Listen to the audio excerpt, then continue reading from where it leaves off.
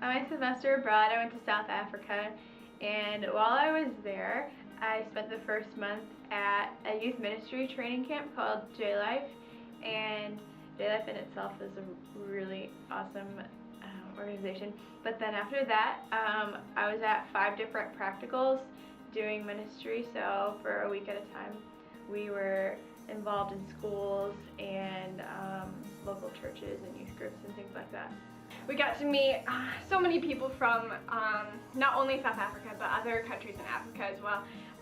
And just hearing their testimony and their stories and how God has used them and in other contexts was just super inspiring for me. You will see a variety of different worldviews and different perspectives and people groups and languages. So that, in essence, I mean, South Africa is known as the Rainbow Nation, so you have a lot of diversity there. So I guess my perspective has changed in that we all, I guess as believers, we all come to God in a different way and realizing that it's okay. One of our professors put it in a good way. It's just like our world has expanded and it's gotten a little bit bigger.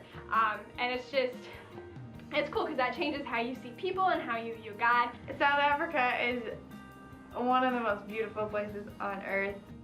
When we were getting ready to come, we would tell people that we're going to South Africa, and they would be like, "Which country?"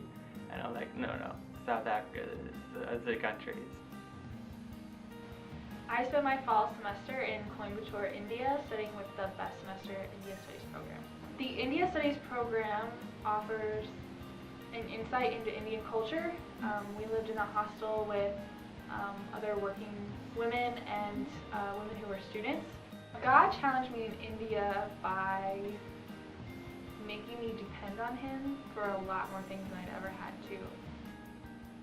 I spent the last semester in the Dominican Republic. The first half was Spanish classes, and then the second half I worked in a ministry site. I went to the medical site.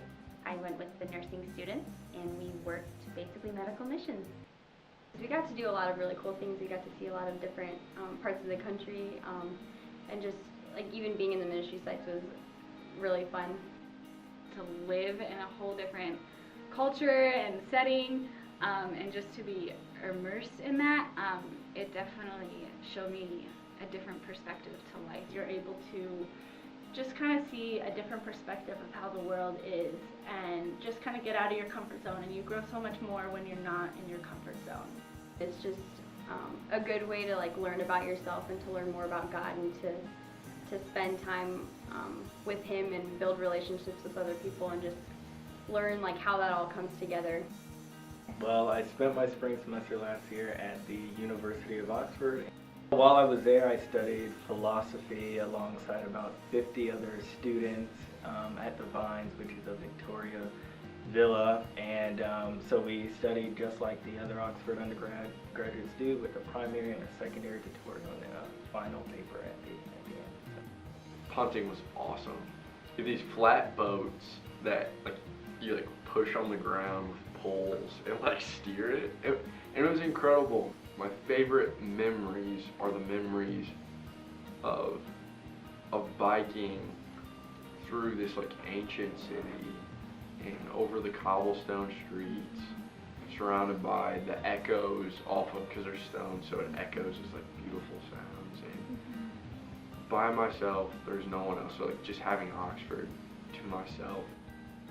When I first came to Oxford, see, the buildings and the people are beautiful and intelligent, but it's also a beauty that challenges you and a beauty that kind of demands something of you.